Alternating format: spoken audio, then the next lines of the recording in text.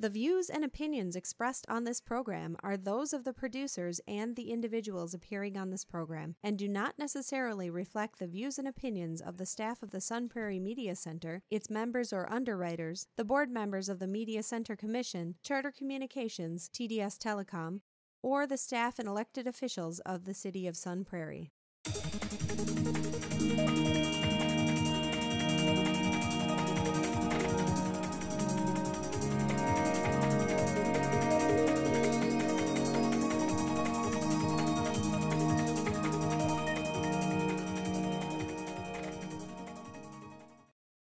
Hi, this is John Quinlan and welcome to Forward Forum. I'm joined today with two very special guests in studio. Actually, one not a guest, but my co-host. Many of you probably heard or seen Wanda before, the show we did last week on tenants' rights, and also as a co-host of Community Conversations, which we hope to be bringing back soon. Wanda is a longtime community organizer and also someone who has a background in working with issues of trauma, which may be relevant to the show we're about to bring onto the air. Also very pleased to be joined in studio by Mayor PaulEsser. Paul is now in his 5th year as mayor of Sun Prairie, and we'll be talking throughout on this, the day after the first anniversary of the tragic explosions in downtown Sun Prairie, talking about events of that day, but probably more importantly, the spirit of resilience and transformation that's come out of that, the collaboration, community building, all of the ways that people have come together to try to make deeper meaning out of the loss that was suffered, including the loss of firefighter Corey Barr. So we'll be talking about all of that, and actually, as we get started, Paul, just maybe just to briefly put in context, again, last night, could you just describe a little bit about how the community marked the occasion of that first anniversary? It was a very emotional evening. It was 1 year after the event had occurred. The event occurred on July 10th, 2018. So we were back to reflect on what had happened at that time and then over the course of the year. So we were reflecting on the people that service this community, the emergency service people, fire, EMS, and police, and their role in that evening. And the other people that were affected by what went on down there, the building owners, the businesses, and the people that lived down there that were displaced. And then it was just an opportunity for us to reflect on Corey Barr and his service to this community, and how at some points there are times in this world when people are just asked to give up their lives to service the community, and that's what happened with Corey Barr on the evening of July 10th, 2018. So it was somber and emotional, very nicely put together by the fire department, 300 or 400 people out there, very supportive. Wanda, you were reflecting, having seen some of Paul's remarks, just by the meaning of the evening and other things. But you know, this is something that is not just of Sun Prairie. I think when this incident happened, it reverberated in every corner of the county, in many ways in every corner of the world. But could you just reflect briefly when something traumatic like this happens? You've seen events in the African American community that have an element of tragedy about them, but people come together, they work through their trauma. What are your hopes for how people can process that trauma here? Yeah, I remember I was watching the news when it happened and how it happened, and how I was affected by it, and many others.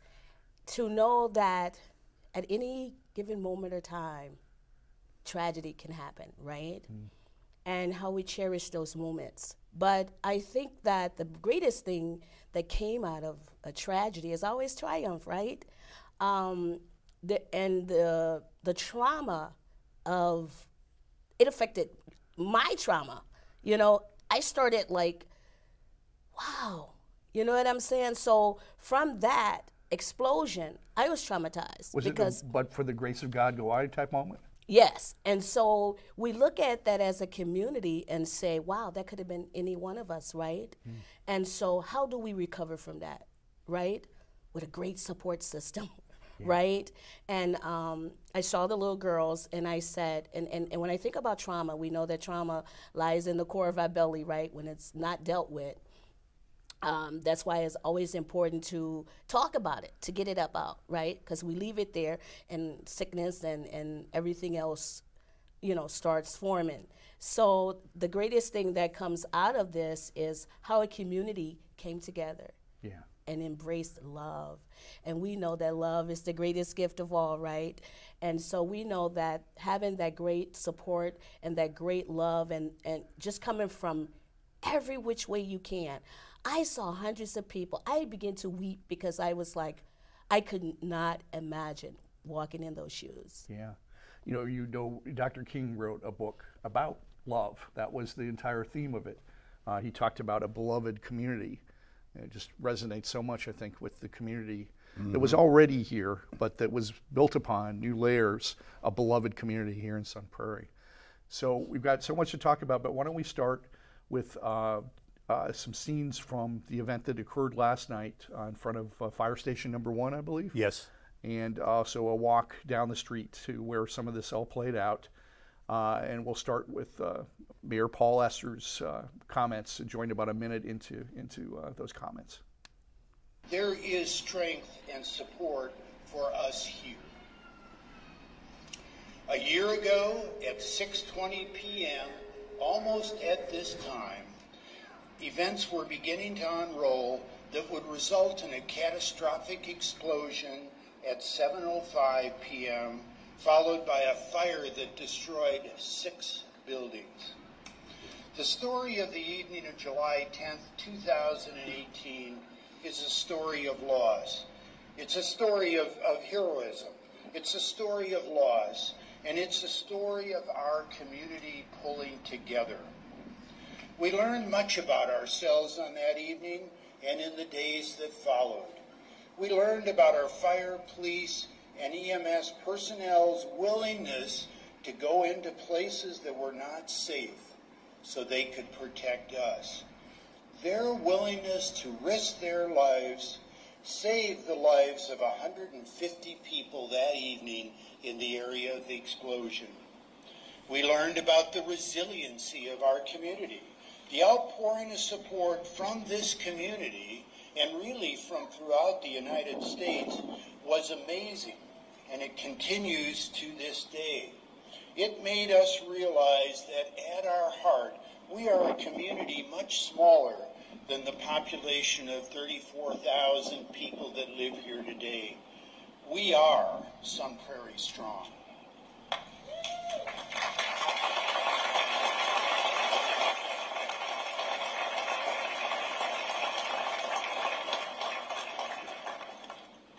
We learned that other communities are there to support us in our time of need. The supporting services that flowed into Sun Prairie on the evening of July 10th were staggering in scale and continued for many days afterwards. And for this, we thank all of the supporting departments. And we learned about loss. Businesses disrupted, buildings destroyed, heartbreaking stories of people who fled their apartments with nothing and are now struggling to reestablish their lives.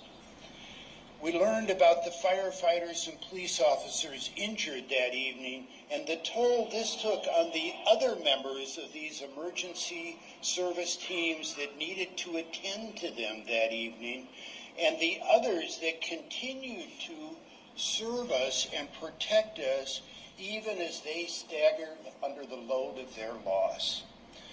And then we learned that some are called on to give their all to protect us.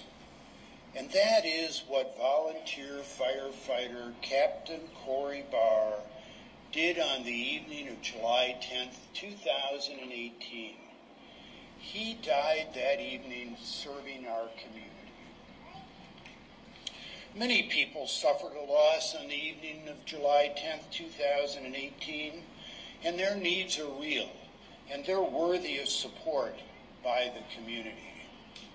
But always, for me, always, is what Corey's wife, Abby, and their 2 daughters lost that evening that causes me to pause.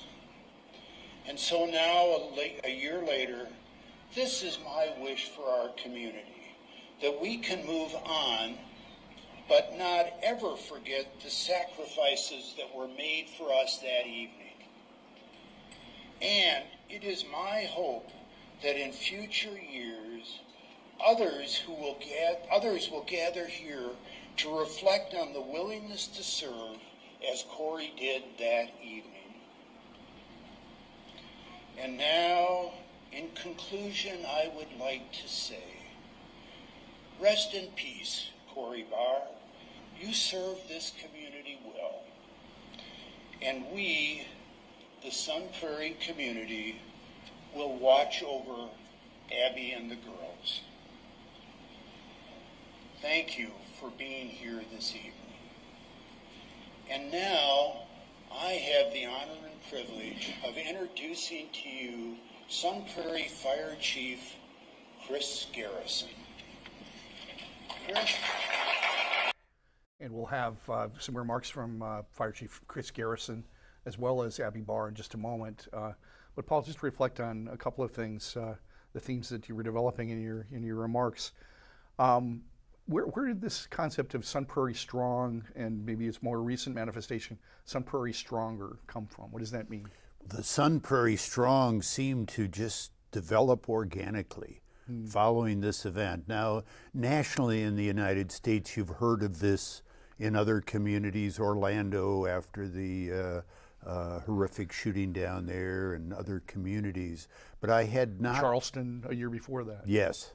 I don't remember hearing this in Sun Prairie before, but it certainly has been prominent since then. There's bumper stickers, T-shirts, there was beer that was Sun Prairie Strong, just a lot of it. And I attribute it to people wanting to connect with this event and yet not physically close to it, not knowing the people, not having had damaged property, but it's their community and they sense the loss. And so this is a way they can feel like they're part of it, by purchasing the T-shirts or the bumper stickers and all the other Sun Prairie Strong materials that were out there. So I think it's part of them participating. Now, the Sun Prairie Stronger has come about subsequent to that, more recently, and actually we have a planning effort going on for the rebuilding of that intersection where the explosion was, and the tagline we have given that is Sun Prairie Stronger.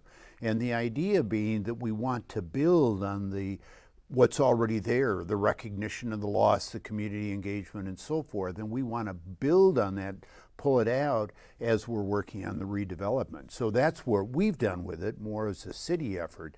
But I think others are using it. I believe I heard Fire Chief Garrison use that last night. And all three of the television outlets that did special coverage, I think, emphasized the Sun Prairie Stronger thing. Okay. Yeah, we'll have a slide of that in a minute. The other aspect of it, I mean, there is an aspect of this in terms of the way that this tragedy affected local business. And conversely, this is a civic slogan in many ways that has a powerful effect in terms of reminding people that the downtown is a vital place where business is being done. One of the things that happened after the events of last night is many businesses opened and stayed up late because they were doing special fundraisers for all of this.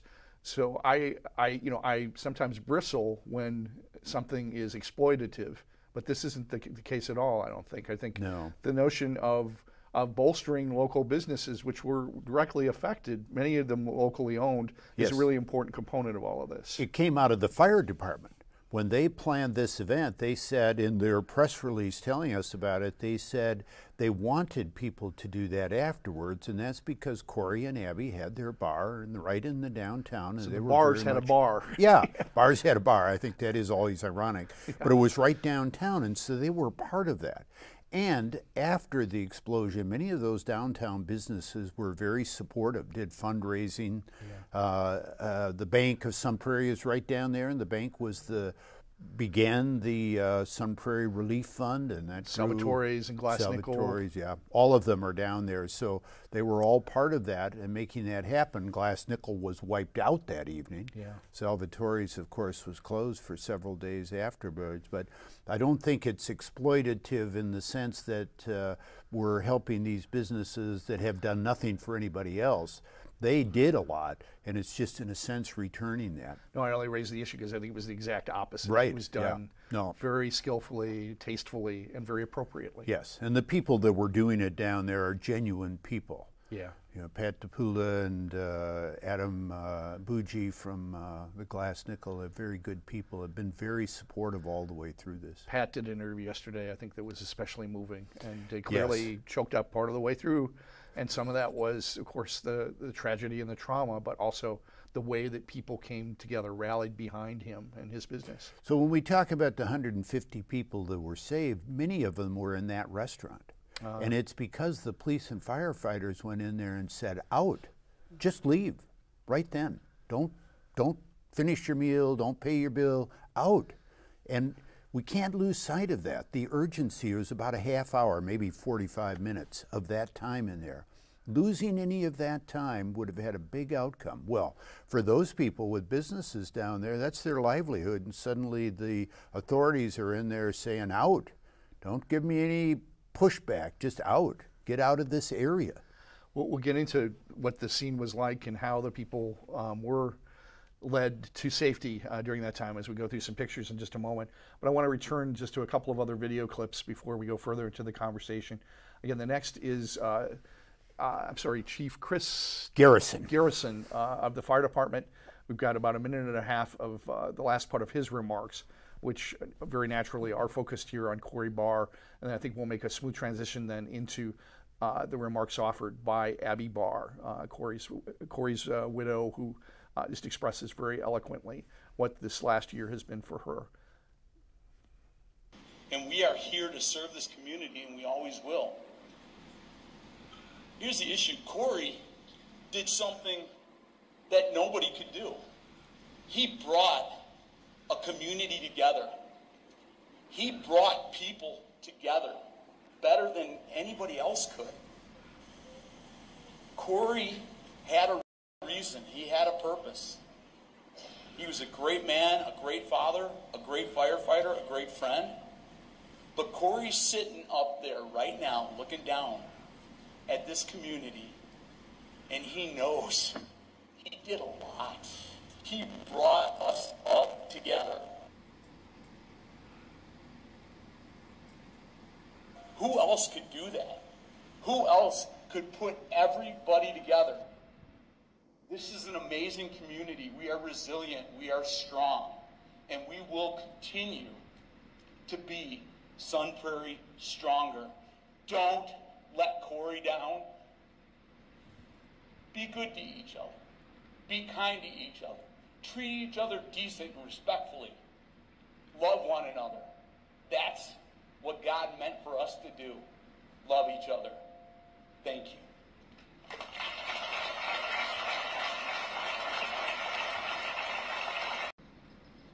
Everybody, I'd like to introduce Abby Barr.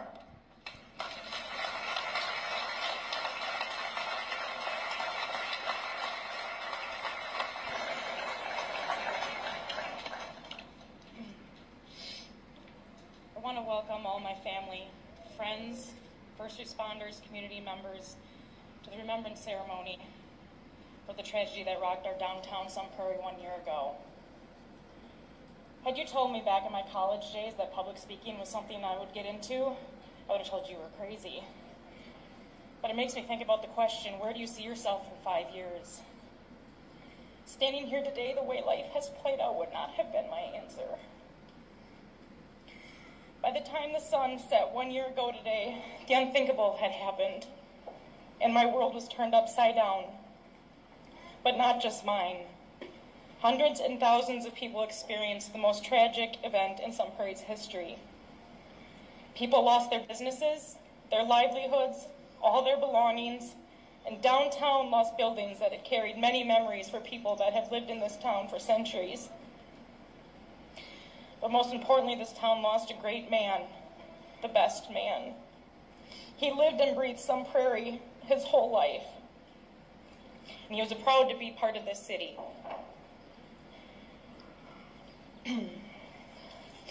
To remember who he was by everything people are doing speaks true definition of Sun Prairie strong. The fact that this event happened is still surreal to me, and I'm sure to many others. But so is the outpouring of support to my family, Corey's family, our fire, police, EMS, and everyone else affected by this is still also just unbelievable. This community moved mountains in a time of need, and everyone who lives here needs to be damn proud of that. Corey touched a lot of lives in many ways, and if you didn't know him prior to July, a lot of you feel you do now from all the stories that have been told. My life was better by having Corey in my life as my husband and best friend. He put all into everything he did and never did it for himself. It was all for other people. And when asked how he could do it all, the bar, the fire department, his real estate, and have a family, he said, it's not hard when you're living a dream. A lot of people can learn from that, because not many people, I feel, can live a dream.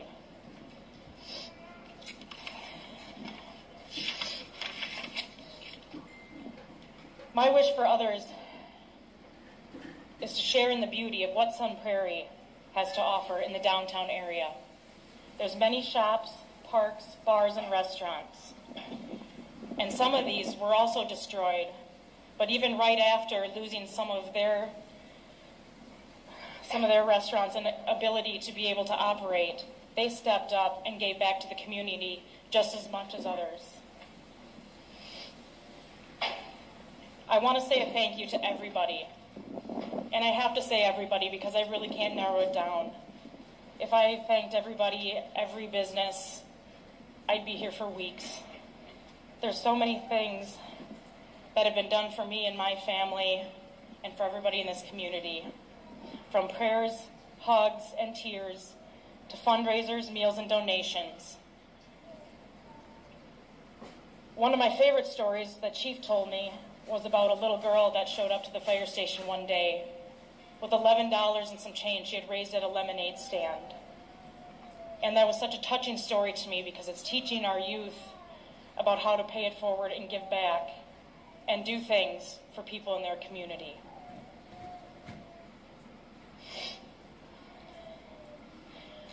I'd like to close with saying thank you to my Tootsie Pop. Your impact on the community and your fellow first responders family has been remarkable.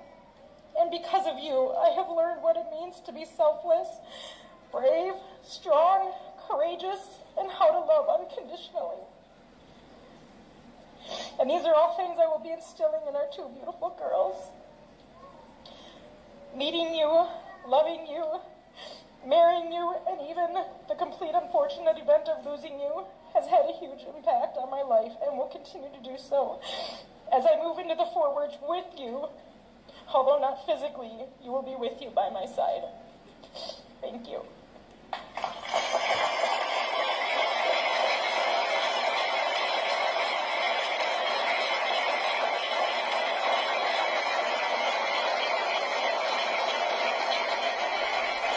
And again, that was Abby Barr speaking from deep inside of her heart about her beloved husband, whose love endures, Corey Barr.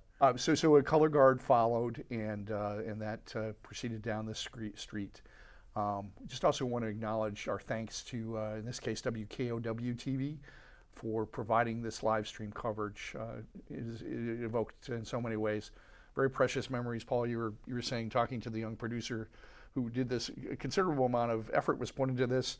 The WISC, Fox 47 staff, the same thing with WMTV.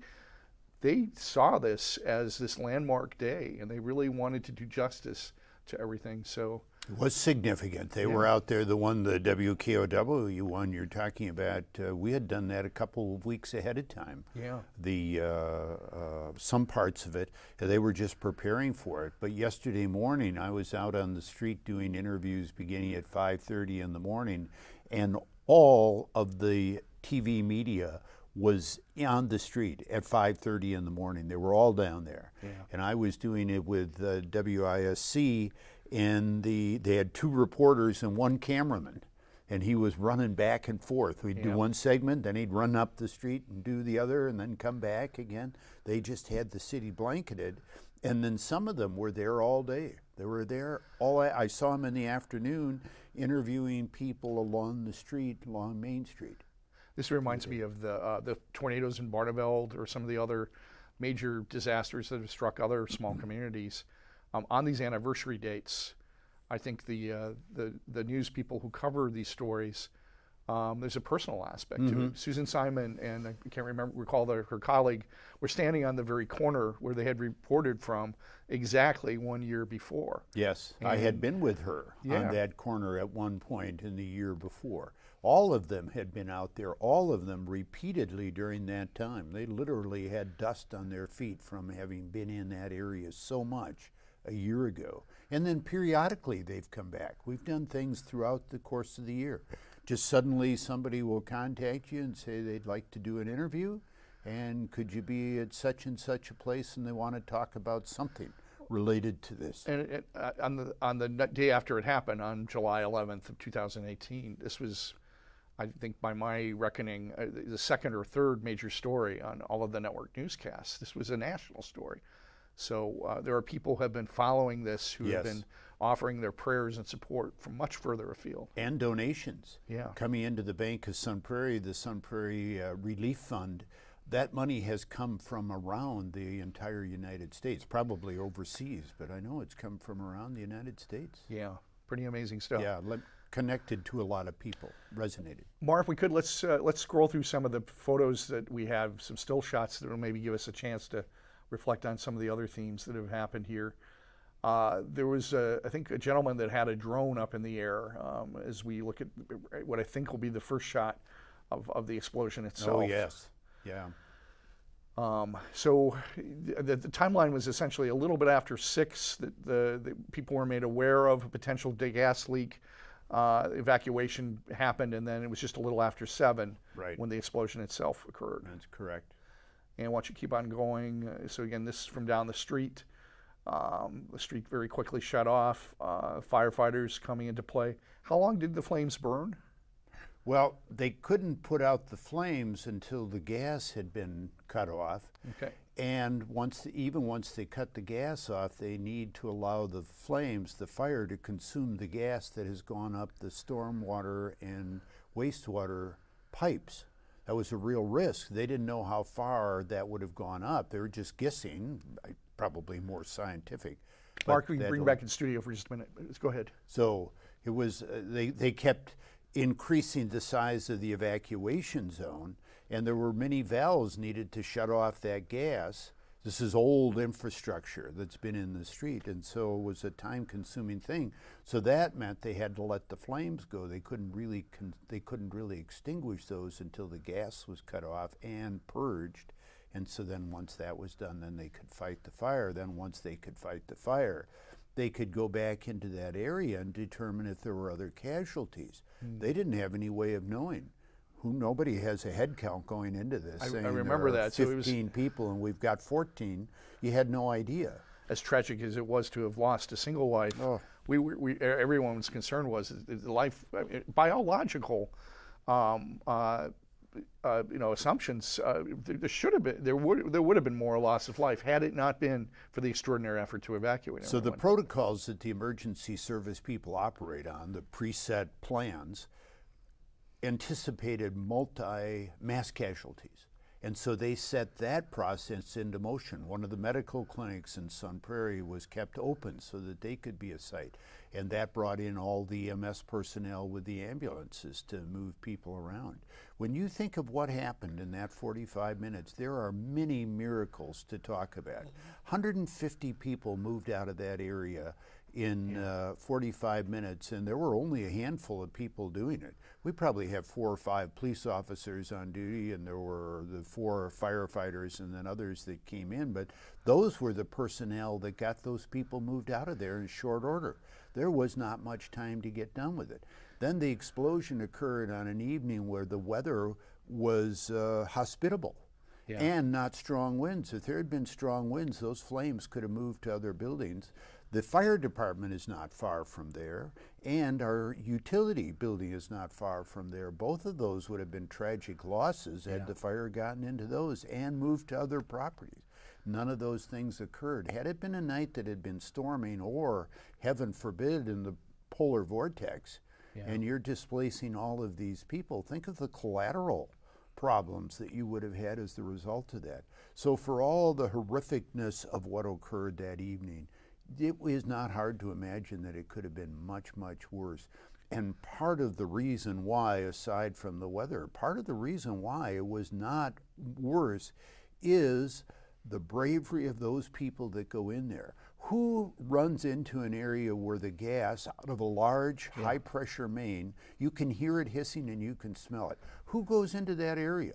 Nobody in their right mind. Just analogous to the people who went into the Twin Towers in 9/11. So the firefighters and the police go into that area and they move people out with urgency. Yeah. You think about how illogical that is in your processing of your thing. You're taught to flee, and they're going right into it. Yeah. There are so many stories in this that are of makings of miracles. Maura, if you could go back one frame from where you left off, there are two shots, I think, of the evacuation itself. I'd like to share first the vertical one. Again, people in wheelchairs. There was a retirement complex just near the intersection. Two of them, actually. Two of them. So, Yeah. and then many people, including elderly folks who actually lived in the downtown. If you look in the far left, there are med carts there. Yeah, med carts, and you can see on the far left someone actually in the in a bed being pushed down the street. So just amazing how people were brought to bear. I would imagine the staff at some of those facilities and everything were assisting the first responders. One of them, as I understand it, the staff went with them. They actually went with the people. Yeah. Yeah. Some of these photos I haven't seen, John. There are so many things that have gone on. I've heard the stories, but this photo I had not seen before. Yeah, it's I mean, you could parse out all of the different things happening in so many different ways. Maura, on to the next slide, if you could. Again, this is an aerial shot when the embers were still burning. Must have been the next day then. I believe so, yeah. And then after that, and then this is the resulting wreckage. Fires kept leaping up out of the glass nickel building. They had to keep coming back and putting that out. And this is the corner of Windsor and Main Street, so it's right on the edge of the downtown. Bristol and Main. Bristol, excuse me. And actually, freeze on that for a second. We saw it in the upper left corner. That's the historic City Hall. Old City Hall, going to be rehabilitated. You'll see another shot of that on the next slide.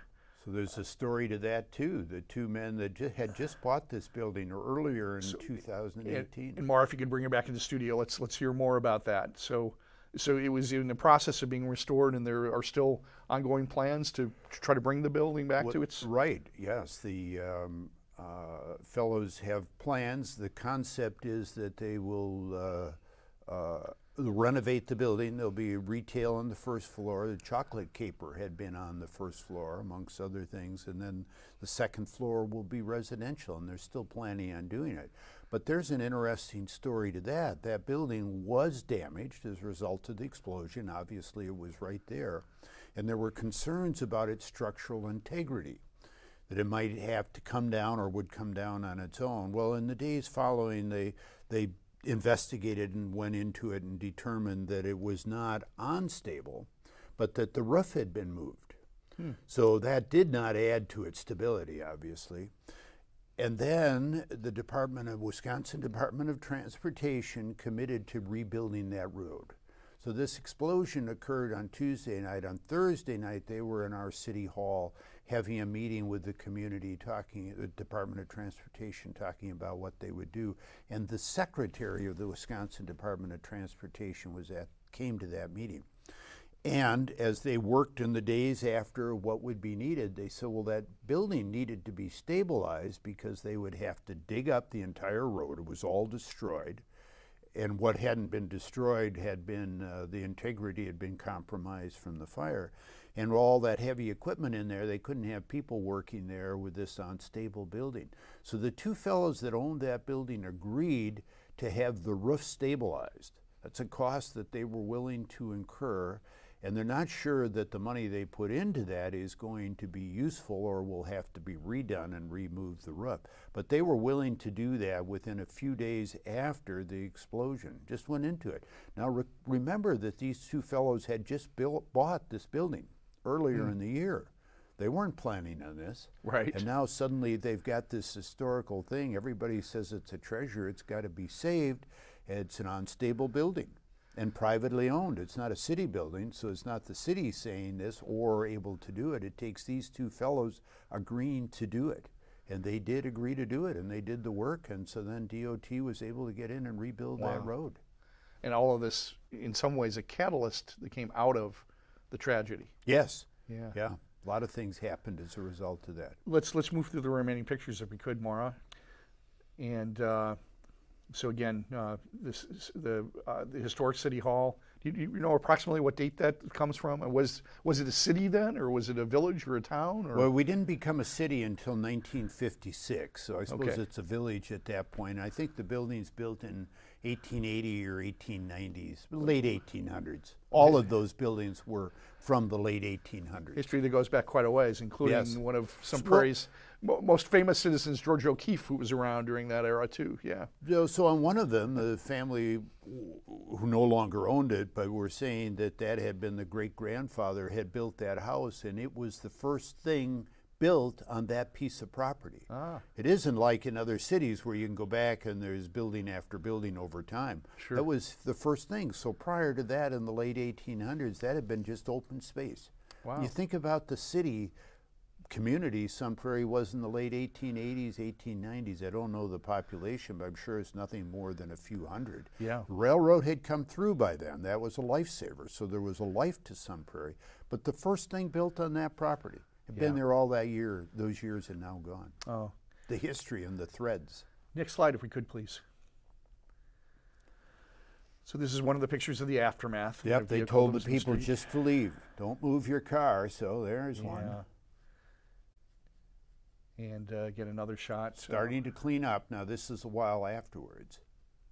But look how bleak that is. It looks like something from those World War II photos when you see Berlin. Well, I moved to town, so this was all middle of July. I moved to town about a month and a half later, and of course, Highway 19, Main Street was still shut down for quite a significant amount of time. And so it went on for a while. Put this is, I believe it's Sunshine Place, but just as evocative of efforts that they and others made to try to reach out to some of the displaced families. Sunshine Place was the leader in doing that in this community. We owe them so much. You don't have an apparatus to deal with these, I think it was 35 families that were displaced as a result of that. You've got no apparatus for that, and they just stepped right in. And I think folks are aware of this, but every Monday night, as we experienced together a couple of weeks ago, there's a community dinner that occurs at Sunshine Place on Main Street over toward 151, and out on encourage West Main people Street to come there and both join in that sense of community, but also to learn more about the remarkable programs there. And it's a chance to socialize. That's the important part That's about right. it. It's not an income-driven thing. It's not intended to be a place for low-income people to go. It's intended for people to go, and people from all over, and it's supported by organizations in the community. And I think we had just a couple more pictures. So again, throughout the year, there were constant press conferences, updates. Yes. I mean, that was an important part of your role. Just to reflect on this briefly, I mean, you've been mayor now at that point for 4 years. You just never could have envisioned this role that you would take on in terms of helping rebuild the community, help be a facilitator of communication. I mean, that just must have transformed what it meant to be mayor of Sun Prairie. Well, you don't even think about it. You're caught in the moment. You're just doing it. You're just going along. You know, the next minute has no script to it. You're just writing it as you go. This was one of the later ones in that photo, but the governor had been there on the on July 11th. We did a press conference at 5 or 6 o'clock in the evening. Those days are they just muddled together, but the governor was there the next day. Now, this is not a community that Governor Walker was looking to for support. I was thinking that this was, but it was bipartisan, the response. Exactly. He was here in his role as governor, not as a political person, but as the governor, And he was here, and he made that commitment to us at that time on July 11th, that we would get the city and get the road reopened. The road, Highway 19 going through the city, that is important for the movement of transportation and through our downtown, but it's also symbolic. This major artery through your city is closed. Well, that says you're out of business.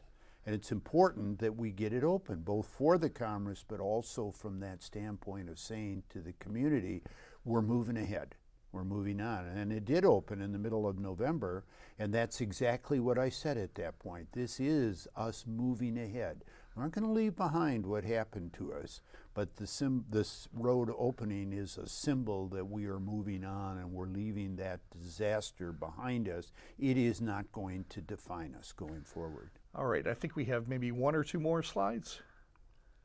Again, that Sun Prairie Strong theme. Yes. Everyone offering thanks. This is what I was telling you about. This is, I guess, Channel 15's coverage, incorporating that Sun Prairie Stronger. WISC, Fox, and KOW did the same. And I guess we must be returning to one of the earlier shots, but of course, through all of this, remembering this amazing family and remembering who Corey was and the continuing inspiration that he has to offer. Wanda, I want to draw you back into the conversation just as you reflect more on what you started talking about, just both the trauma that happened and the triumph that followed. What are your thoughts as you watch these images? Yeah, I was looking at the image of the people in the middle of the street and in the wheelchairs and the bed, hospital bed. Wow, everybody was traumatized by that, right? And I think about all of the mental health services that has been provided, right? Yeah. Plenty of support needed for everybody that was affected by this. Not only that, but we know that death always brings about change. And it's sad that people have to die for things, to bring people together, but that's just how God works, right? And the chief said it the best. He said, let's just love each other. Let's just love one another. You know, let's just treat people right, right? And so, and just be there for the family. Be there as a community. And Mayor, I salute you, Mayor. I heard your story last night, and I was like, I felt your pain, right? Because you're carrying all of this, right? And you're the leader of the city. And I salute you for leading a great community. Sun Prairie is a great community. It's a growing community. And seeing all of those people together, coming together to support the great cause. And some of what we want to talk about in our remaining 15 minutes or so, too, is what these changes are meaning for the community. This, of course, was something that affected both folks who had been here for generations, but also some of the newer arrivals. And I know that's something, as you look at the histories of places like Fitchburg and Middleton and Sun Prairie, you see some of that. I do want to pick up on one thing that you touched upon, which is this act of kindness.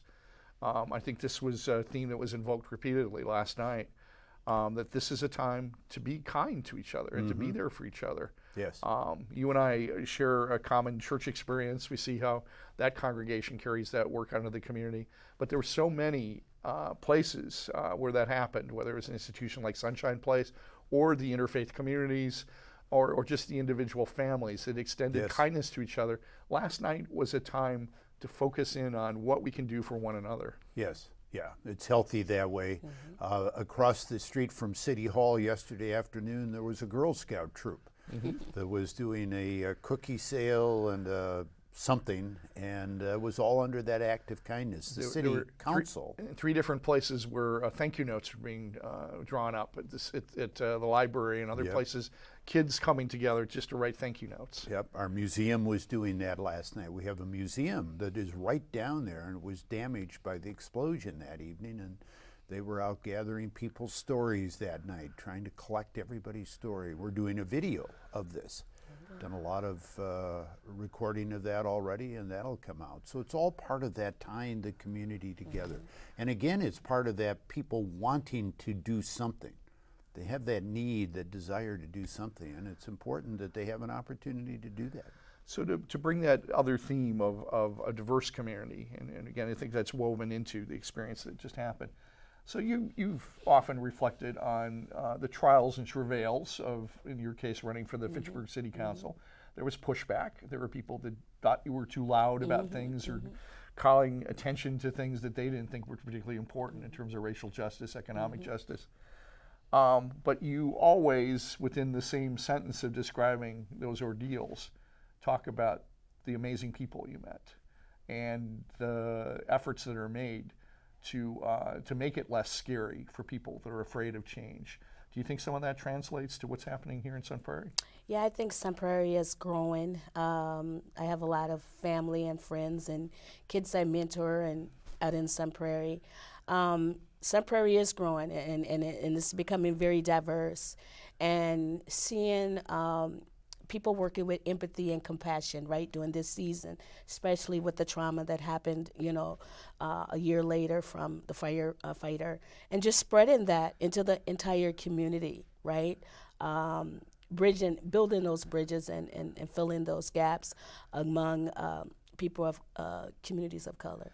One of the powerful things we did on some of the earlier radio shows last fall, we brought in Pardeep Singh Kalika from Milwaukee. I don't know if you're familiar with him. His father was the head cleric at the Sikh temple in Oak Creek during the massacre several years ago.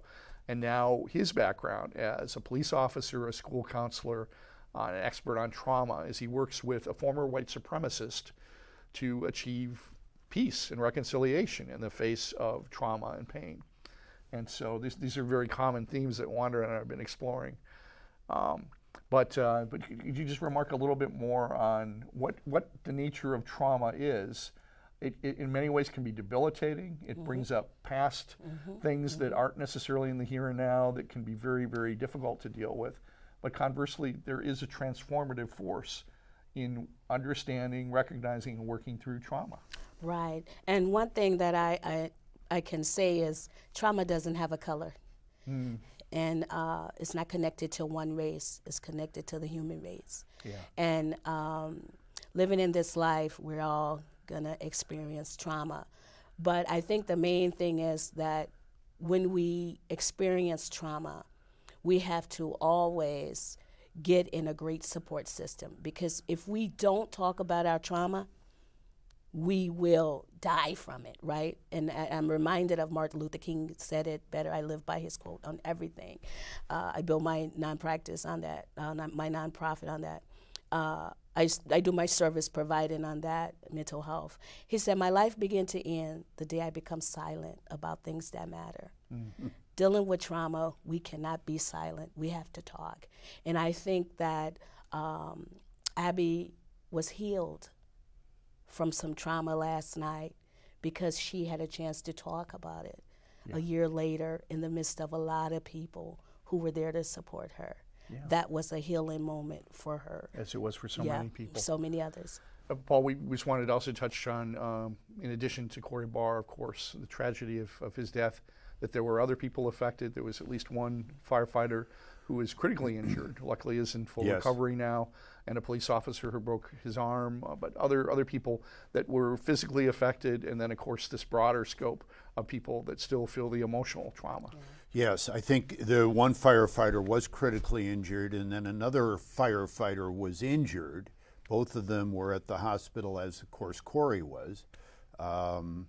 I'm not sure that they're totally recovered. I think at least one of them and maybe both of them have ongoing concerns, maybe permanently. Right. And then there was a police officer who was injured. His arm was broken by flying debris. As the reports covered it, he continued working though for at least another hour before he sought medical attention. He drove me to the emergency operations center. Shouldn't have been, but of course he was energized from what had gone on. He had been at the site of the explosion, and they theorized that a brick coming out of the building had hit his arm and broken it. Yeah. Wow. Of course, he didn't recognize that at the moment. We talked about it again last night, but as he was driving, he couldn't use that arm. Wow. But shortly after that, they took him to the hospital as well. And there were probably other injuries in there. I'm just not familiar with the degree of them and the magnitude. And some people might not have acknowledged that they had been affected. So just to pick up on Wanda's theme, I think implicit in what she's saying too is though trauma can be a unifying something. I mean, as she said, it's not just a function of what someone who's African American or a particular background faces. It is something that the human race all has in common.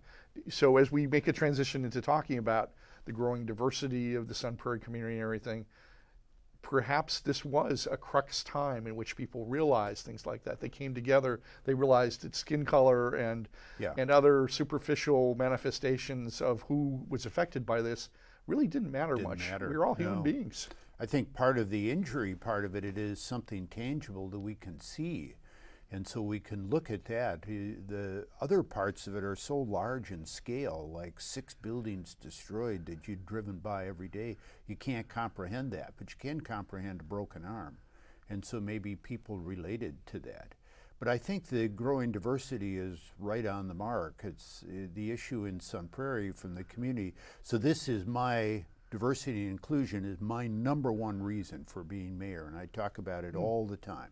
So that's separate and apart from the explosion on July 10th. Sure. But the issue in the city of Sun Prairie is not diversity. Diversity is going to occur.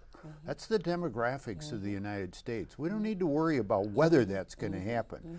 The issue sometimes people have is they don't want it to happen, but that's another problem. Let me just interrupt briefly, but when Boys and Girls Club came to town, I think there were some voices that were saying, but if we build it, they will come. It was this misconception that if you provide services for low-income or minority people, that somehow makes the place. Let me come back to that, because you're touching the thing I've got to comment now that you absolutely. So I'm sorry to interrupt. So the issue of the inclusion is that the diversity is coming. We've got to bring those people into the community. And if you've got people coming in and they're a small segment of the community, they don't feel like they're part of the community. We have to be careful about that, and we have to try to find ways. But remember, over time, 30 years from now, when we come to 2050, things are going to be flipping. And white people like you and me, John, we're going to go into the minority. Right. And our classic status as white males is not going to mean as much. And by that time, we have to make sure we bring these other people into, we have to have all along brought them into the room, because by the time we got to get to 2050, we've got to hope they allow us to stay in the room. Now, I'm not going to be here in 2050, but my grandchildren will be, my children will be, and we've got to do that. But we will also have an obligation, and listen to that word. I'm saying that as an older white male who has all of the privilege society offers. It's not something optional. We have to bring them into the room. That's our job to do it. Yeah. So that when that time comes, they're prepared to run the things. Yeah. So we have an obligation, and it also is a self-serving obligation, in that it makes sure that everybody has a place and the whole system runs when we get there.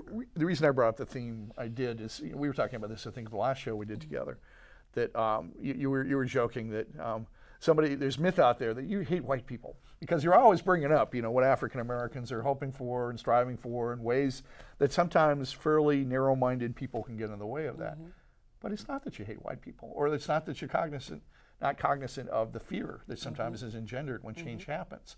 You realize you have to work and bring everybody to the table. How do you think that applies to what has happened here in Sun Prairie? I think that any city is reflected by its mayor, right? Okay. And I think the heart of the mayor will stream into the city of Sun Prairie. Aww.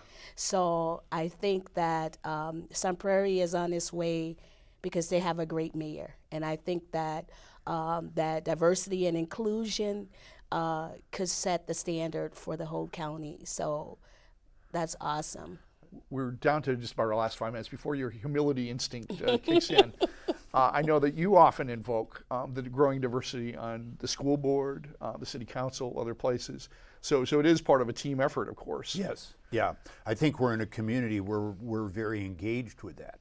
The politics of Sun Prairie are reflected in what we see in Madison. We're probably not quite as progressive, but all the things you see in Madison apply to Sun Prairie and really apply to the surrounding communities as well. the whole issue of who's winning and who's losing in that comes down to individuals. So if you were to say to me, if Wanda was to say to me as a representative, and I don't like doing this, but just for the discussion, if you were to say to me, why don't white people like me? And I would say to you, Wanda, they don't dislike you because of the color of your skin. They don't like people of color because white people think the people of color are being given benefits that they don't have by people like me. So they feel that they're being disempowered as the result of actions by people like me, and that makes them nervous, and that resentment, they focus on the people of color. But they don't dislike people of color. They don't like individuals of color. I think that's a separate message. I think that's one we need to keep in mind. There's a person that wrote a book called The Politics of Resentment. It was a discussion of exactly that. Talking about Kathy Kramer? Yes. Yep. Based on economics and opportunity.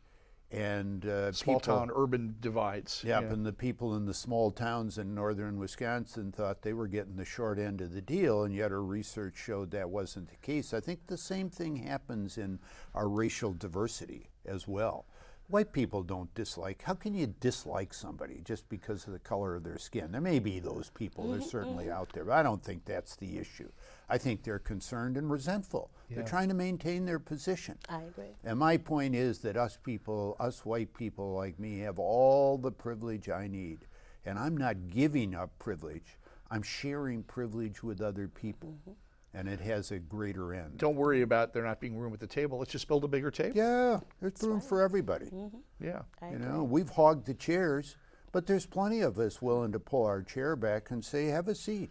I've been here long enough. Down to the last couple of minutes. Any thoughts or any questions you'd like to put past No, the mayor? Mayor, we got to sit down and talk. I'm impressed by you.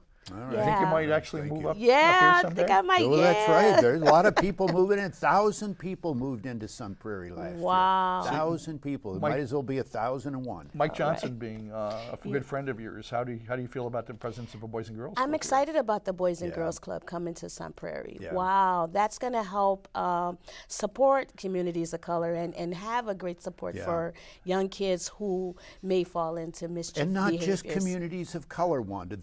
You brought that up before. But we shouldn't define Boys and Girls Club as communities of color. Right.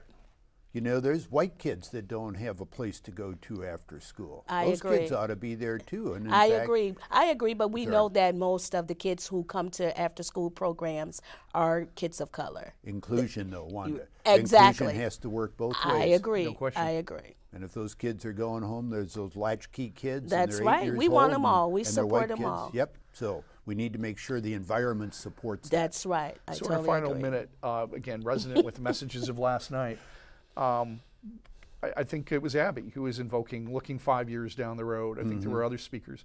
Where do you see this community in 5 years? Well, the community or the event that we were doing. So the event that we're doing. event we're what doing and what how I does it wondered relate? last night as we were doing that, I wonder if as we move forward from here, if in future events we aren't going to focus it almost entirely on Corey and his sacrifice for the community.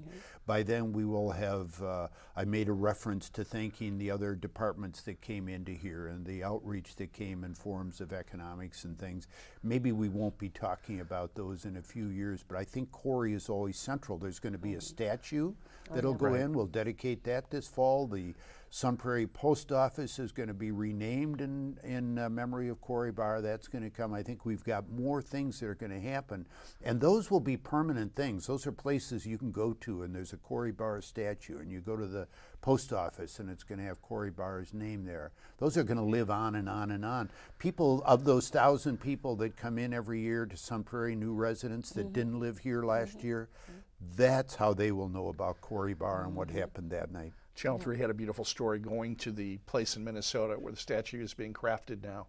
The original intention, I know, is to have it, but To come here and hear more. I didn't know about that one. Oh, we'll have to, I'll send you a link to that story. Please, but, I'd like to know that. But it was just, this is a place where many heroes like Corey have been honored and very lifelike. Brass is a wonderful medium, so that statue would just be a wonderful tribute.